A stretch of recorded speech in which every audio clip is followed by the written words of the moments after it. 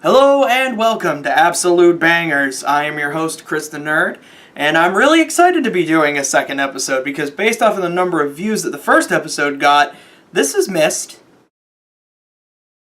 Swish.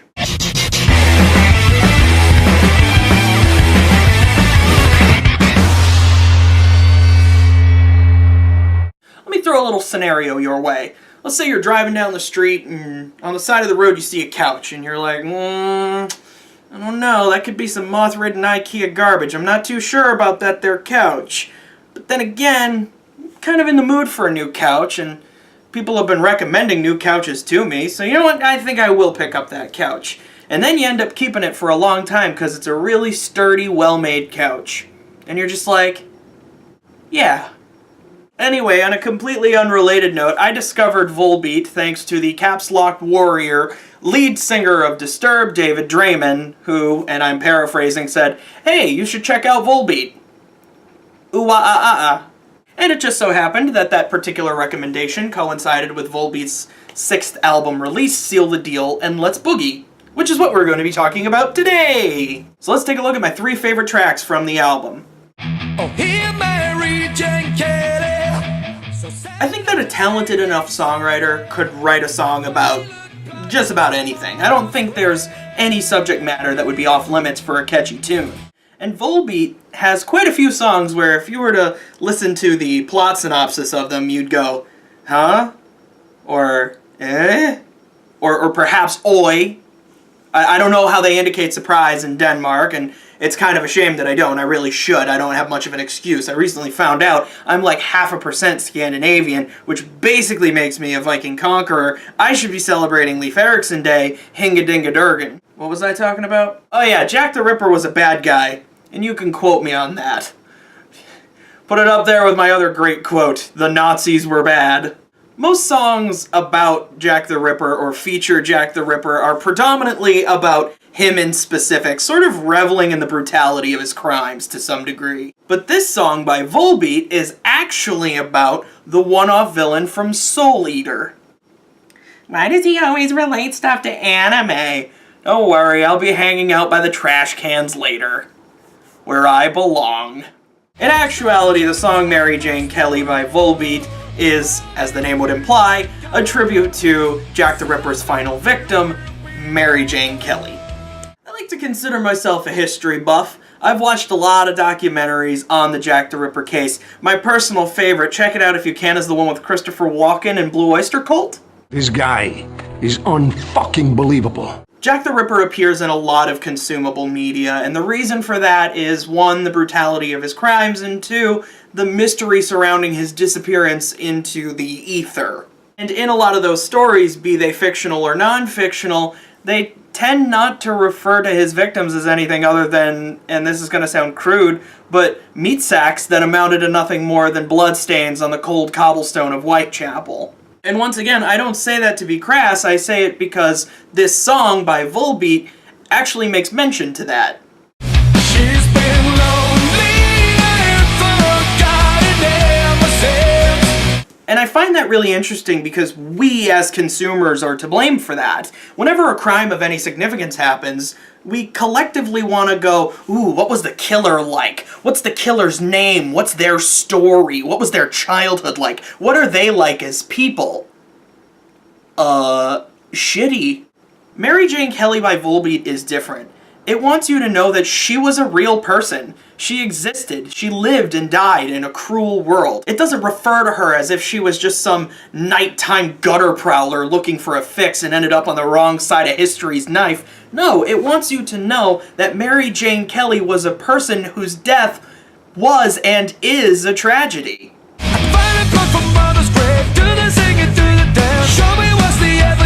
To really hammer home the point, the song doesn't even mention Jack by name. It really is a hard rock love letter to a forgotten victim of a heinous crime.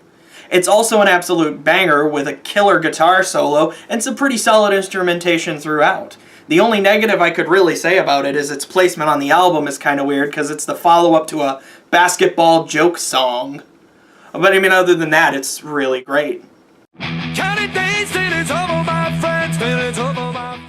know, in this series that has spanned 1 1/3 episodes, I've focused quite a bit on lyricism and song plots. I think it's still important to talk about the songs that you just enjoy because they're fun to listen to. And that is 100% the case with Black Rose. So I analyzed the lyrics to this song with a group of chefs, and they all assured me that they were Swedish, which is not the same as Danish, and then they left the think tank I'd set up without even trying the hurdy-gurdy turkey. So then I had to do this whole business by myself, and I mean, that wasn't easy, but I think what I came up with is, I get what the song is saying, but what it's saying is silly. It's like a song made up of non sequiturs, but like in a good way.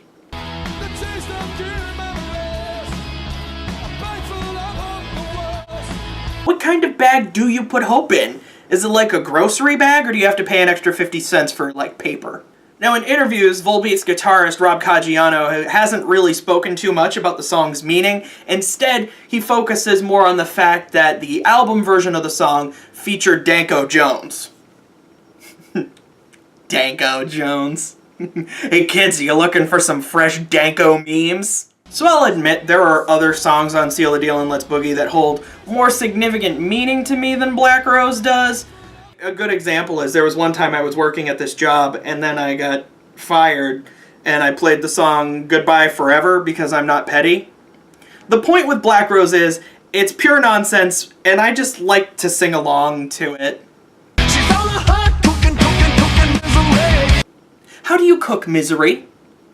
What do you just take some ice, put it on a plate, watch it melt, garnish, misery. I may tell jokes, but I love the song. Memory, your lamplight is burning hose. Recover the damage. What I love about music, the reason why I like talking about it, the reason why I wanted to talk about it, is because I love how the effect it can have changes based on when and how it is heard. I think it's incredible how lyrics can affect people in different ways. Like, you could take two separate people, have them listen to the same song, and what may mean nothing to the person on the left could mean everything to the person on the right. So I bought Seal the Deal and Let's Boogie when it came out in early June of 2016, and pretty much immediately I realized I was gonna like it. From the second Devil's Bleeding Crown came in, I was like, I'm super into this album. I kind of knew right away I was going to love it. David Draymond was right after all. Tragically, in mid-June of that same year, one of my family members passed away suddenly, and I don't say that looking for any type of sympathy. It happened almost 3 years ago. That's in the past. But I use music as a coping mechanism, as a lot of people do. I'm not alone in that. And at that time, to deal with the stress of the day, the week, or that month, all I wanted to do was blast music. Loud, angry, trashy is what I was looking for. And when all of that was going down, the CD that happened to be in my car's player at the time was Seal the Deal and Let's Boogie, track number 3, The Bliss. I try to remember, come home. And it kind of destroyed me, but in a good way, if that makes any sense. What got to me was the theme of the song is reuniting, and if you really get into the nitty-gritty of the lyrics, it's more about reuniting with a long-lost love, not so much a loved one who has passed on, but it's interesting how interpretation can go when you fudge the numbers a little bit. And even though it wasn't exactly what it was saying, that message can still be really powerful. Presenting a new beginning. I heard that lyric, and it helped me move forward, because I was able to view the death as not an end, but a new beginning. And I realized the more that I listened to the song, there was a lot of lyrics I could apply to myself.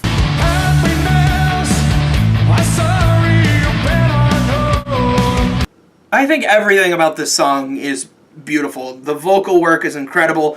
The instrumentation is fantastic. I even love the chanting in the breakdown. It's all really, really good.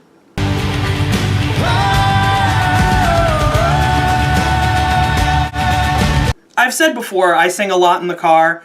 I go a little extra for this song because in my eyes, when it's playing, I usually play it a lot if I'm in like kind of a depressed or down mood. I'll play this song, and every time I belt it out as loud as I can, and until my the voice is cracking and the chords sting, I always feel better.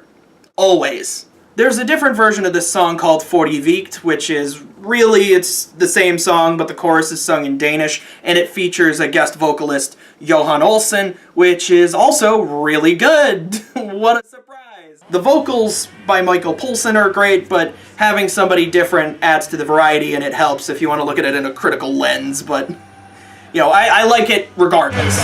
Both versions are incredible, and both could get me misty at any point. If you get a chance, check out the Let's Boogie live performance of Volbeat. It's really incredible. And while you're at it, like I said, check out this whole album. Check out the Volbeat discography. They are really, really good. I was fortunate enough to see Volbeat perform live in the summer of 2017.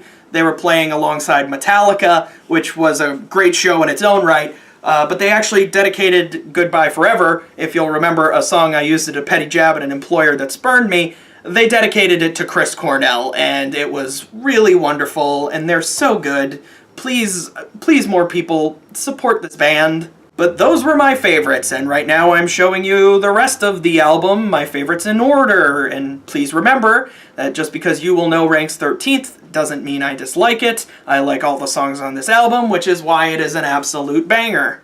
But anyway, I'd love to hear your thoughts on the band, on the album, and on the tracks I decided to highlight here today.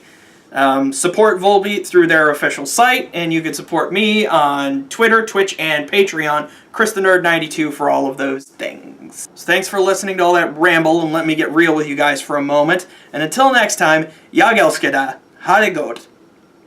0.5%, could you tell?